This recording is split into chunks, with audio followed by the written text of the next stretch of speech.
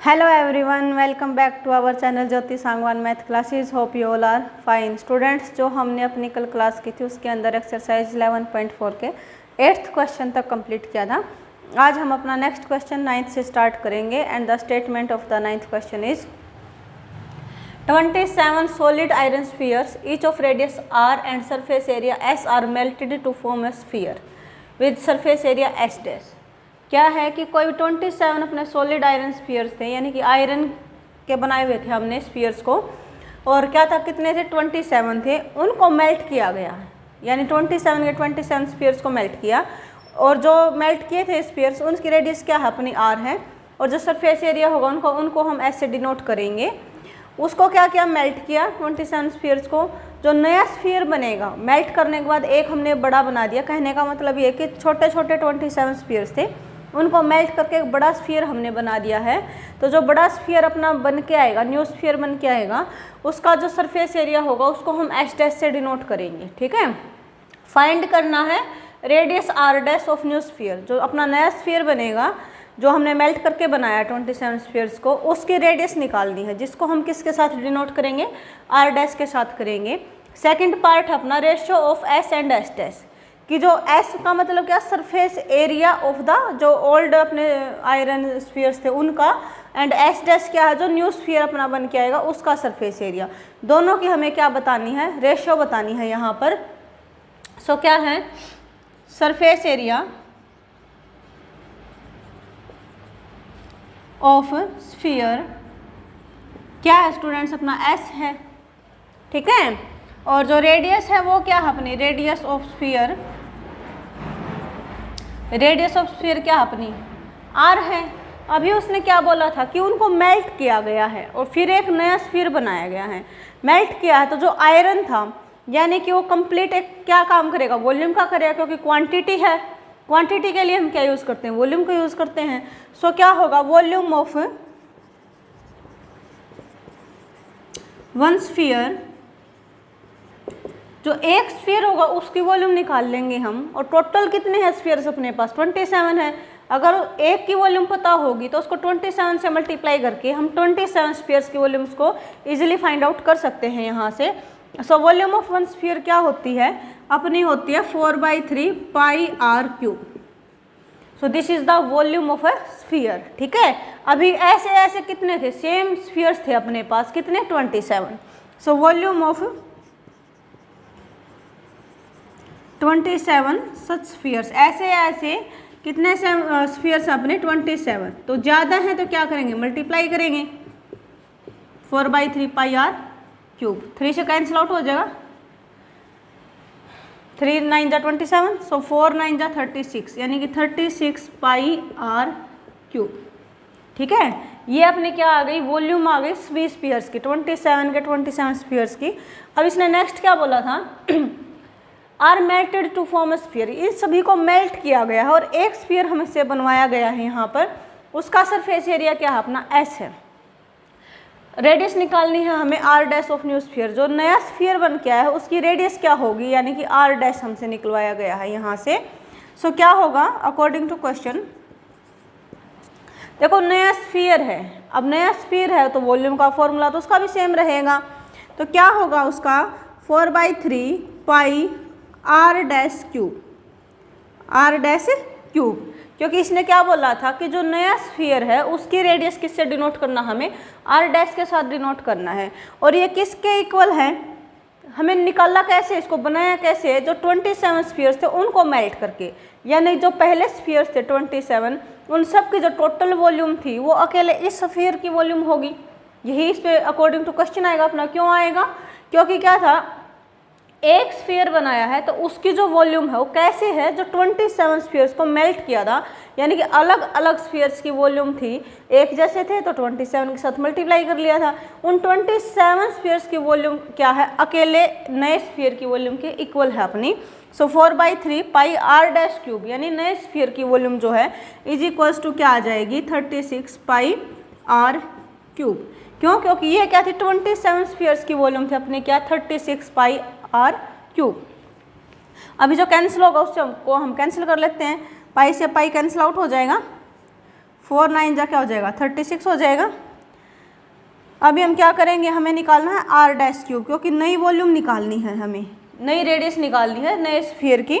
तो are dash हमने निकालना है, इसको इधर रख लिया। यहाँ पे क्या है 3 डिवाइड में है, उधर जाके क्या हो जाएगा मल्टीप्लाई में हो जाएगा। और पहले है अपना 9 आर क्यूब, अब ये 3 जो डिवाइड में था इधर आके हो गया मल्टीप्लाई में। तो ये अपना हो गया 9 3 जा 27 आर क्यूब, ये है आर डैश क्यूब। लेकिन हमें आर डैश क्यूब नहीं निकालना, क्या निकालना, सिंपली आर डैश निकालना है, यानी कि जो रेडियस है न्यू स्फीयर की। तो क्या करेंगे, हम क्यूब रूट ले लेंगे, टेकिंग क्यूब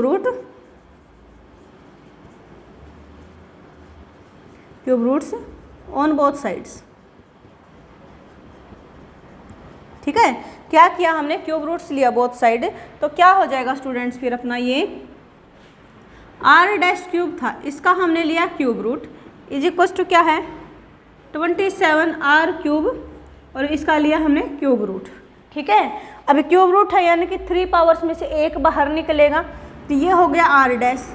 ऐसे ही 3 का क्यूब क्या होता है अपना 27 होता है, तो 27 का क्यूब रूट क्या हो जाएगा अपना 3 हो जाएगा।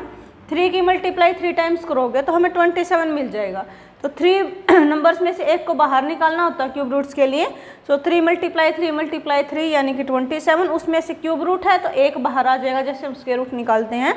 ऐसे ही आर क्यूब में से क्या आ जाएगा आर, यानी कि जो नई रेडियस होगी, नई स्फीयर की जो रेडियस होगी वो क्या होगी 3r, यानी कि जो पहले स्फीयर था उसकी रेडियस का 3 टाइम्स अपना क्या होगा radius of the new sphere. So this is the first part of our question. अभी हमें क्या निकालना, ratio of S and S dash, यानी कि सरफेस एरिया ऑफ जो ओल्ड स्फीयर्स थे उनका और जो surface area of new sphere आएगा उनकी बतानी है हमें यहाँ पर रेशियो। एक सेकेंड, तो रेशियो बताने के लिए हम क्या करेंगे, पहले स्फीयर का सरफेस एरिया निकाल लेंगे।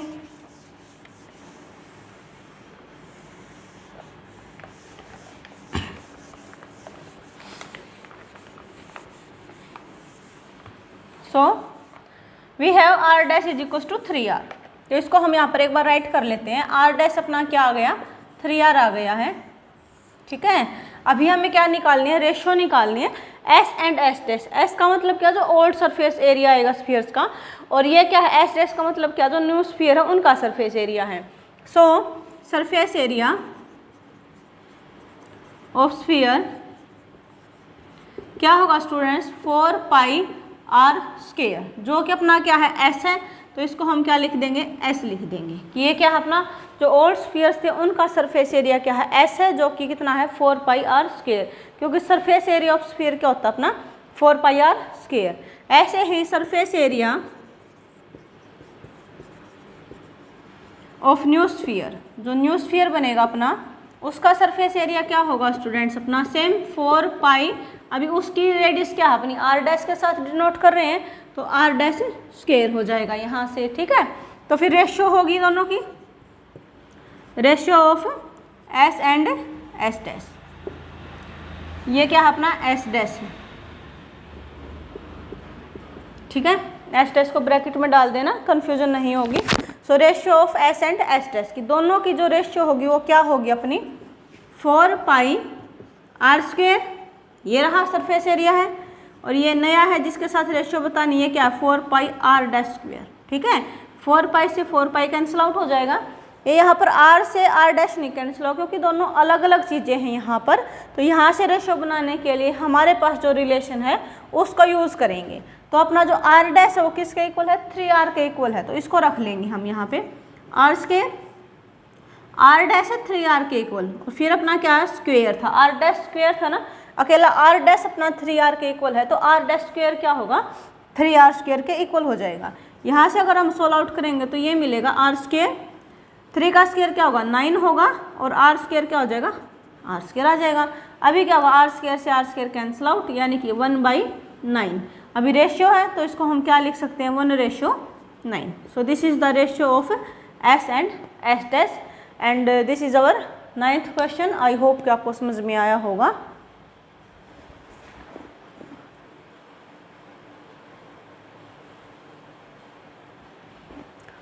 And our next question is, A capsule of medicine is in the shape of sphere. क्या है कि कोई भी कैप्सूल है जो मेडिसिन के लिए हम यूज़ करते हैं, उसकी शेप कैसी है, स्फीयर की शेप का है वो, ऑफ डायमीटर 3.5 mm, mm इस मिलीमीटर में है, तो डायमीटर क्या है उस कैप्सूल का 3.5 mm का है।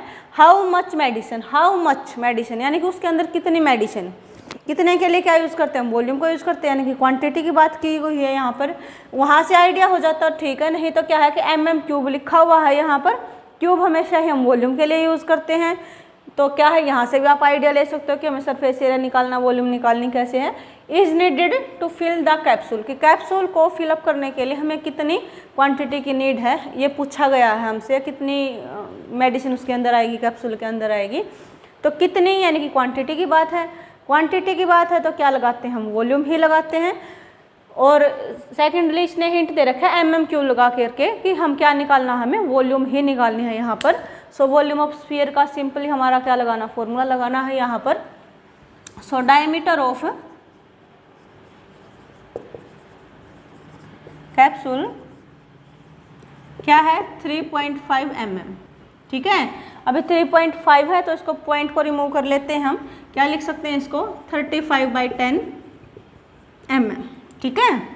अभी हमें निकालना क्या, वॉल्यूम निकालनी है। स्फीयर की वॉल्यूम लगाने के लिए हमें क्या नीड होती है, आर की नीड होती है, रेडियस की नीड होती है। तो रेडियस को निकालने के लिए हम क्या करते हैं, डायमीटर का हाफ। सो क्या हो जाएगा, रेडियस ऑफ कैप्सूल क्या होगा, इसका हाफ हो जाएगा, यानी कि 2 से डिवाइड करेंगे तो ये हो जाएगा 2 × 10 यानी कि 20 mm। तो ये क्या हो गई, अपनी रेडियस हो गई है। अभी हमें क्या निकालनी है कि how much medicine is needed, कि मेडिसिन कितनी नीड होगी वहाँ पर। So medicine needed to fill the capsule,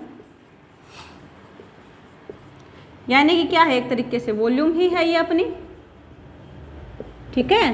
वो क्या होती है, स्फीयर की वॉल्यूम क्या होती है अपनी 4/3 πr³। अभी अपने पास सारी वैल्यूज हैं यहाँ पर। पाई की वैल्यू हमें पता ही होती है 22/7 है, आर की वैल्यू अभी हमने निकाली है, तो सिंपली यहाँ पे पुटअप करेंगे और कैलकुलेशन करेंगे यहाँ से। तो ये हो जाएगा 4/3 एज इट इज़, पाई की जगह पे रखा 22/7, आर की जगह पे हमने क्या रखा यहाँ पर 35/20 मल्टीप्लाई बाय 35/20 मल्टीप्लाई बाय 35/20। 35 को 3 टाइम्स क्यों किया है, क्योंकि r³ है यहाँ पर, इसलिए। अभी कट करेंगे, 7 5 जा क्या हो जाएगा 35 हो जाएगा, 5 1 जा 5 4 जा 4 से 4 कैंसिल आउट हो जाएगा। और क्या कर सकते हैं, 2 से 11 जाएगा, 2 से चला जाएगा 10 पे। और क्या हो सकता है अपना 5 7 जा 5 4 जा, ठीक है। बस अब क्या करेंगे, इसको सिंपली कैलकुलेट करेंगे। सो 11 की मल्टीप्लाई 7 के साथ करेंगे तो ये हो गया अपना 77, फिर मल्टीप्लाई में क्या 35 और डिवाइड में क्या 3 4 जा 12 मल्टीप्लाई बाई 10, ठीक है। अभी करनी है कैलकुलेशन, तो 77 की मल्टीप्लाई की हमने 35 के साथ, 5 7 जा 35, 3 कैरी होगा, 5 7 जा 35 एंड 3 38, 3 से करेंगे अभी। सो 3 7 जा 21, 2 कैरी होगा, 3 7 जा 21 एंड 2 23। सो 5 9 6 2, ठीक है। So this is equals to 2695। Divide में है 12 मल्टीप्लाई बाई 10। अभी क्या करेंगे, इसको 12 से डिवाइड करेंगे। सो 2695 को हमने डिवाइड किया 12 के साथ, 12 2 जा 24, 2 रिमाइंडर आएगा 9, 12 2 जा 24, 5 बचेगा। फिर हम करेंगे 12 4 जा 48, 7 आएगा। फिर हम क्या करेंगे, पॉइंट लगाएंगे, 0 लगाएंगे, 12 5 जा 56, 12 5 जा 60, सो अपना 10 बचेगा, यानी कि फिर अपना होगा 12 8 जा 96। तो ये क्या है, ऐसे चलता जाएगा, यानी कि टर्मिनेट यहाँ से नहीं हो रहा है, तो हम इतना ही इसको डिवाइड करेंगे, तो ये आ जाएगा अपना 224.58 अब 12 से डिवाइड किया था, लेकिन डिवाइड में एक और भी है अपना, क्या है 10 है। सो 10 है तो जो पॉइंट है उसको एक डिजिट और शिफ्ट कर देंगे हम यहाँ से, तो ये अपना हो जाएगा 22। अब देखो पॉइंट 4 के बाद था तो इसको पहले लगा दें क्योंकि डिवाइड में 10 है, 4 5 8। अभी देखो ये क्या है, वॉल्यूम है, तो क्या लगाएंगे mm³। और क्या था कि अपना जो 12 के साथ डिवाइड किया था टर्मिनेट नहीं हुआ था, यानी कि आगे कंटिन्यू में है, कंटिन्यू में है तो हम क्या लगाएंगे, अप्रोक्स लगाएंगे, अप्रोक्सीमेटली। ये क्या हो गया फिर अपनी वॉल्यूम ऑफ द मेडिसिन क्या आ गई अपनी 22.458 mm³, यानी कि जो कैप्सूल को फिलअप करने के लिए मेडिसिन की नीड है हमें वो कितनी है 22.458 mm³ की। आई होप स्टूडेंट्स कि आपको समझ में आया होगा। और इसी के साथ जो है अपना जो चैप्टर 11th चैप्टर वो कंप्लीट होता है यहाँ पर। नेक्स्ट हम अपना कल नेक्स्ट क्लास के अंदर स्टार्ट करेंगे एक अलग नया चैप्टर। और जब तक कि आप इस वीडियो को देखें और कोई भी डाउट आता है तो कमेंट सेक्शन में ज़रूर कमेंट करें। पूरे 11th चैप्टर में किसी बच्चे को कहीं भी डाउट है तो कमेंट में ज़रूर डालें अपना कमेंट करके डाउट को। और वीडियो को ज़्यादा से ज़्यादा अपने फ्रेंड्स के साथ शेयर करें। कोई भी बच्चा चैनल के साथ नया जुड़ता है तो ज़रूर सब्सक्राइब करें। Thank you students.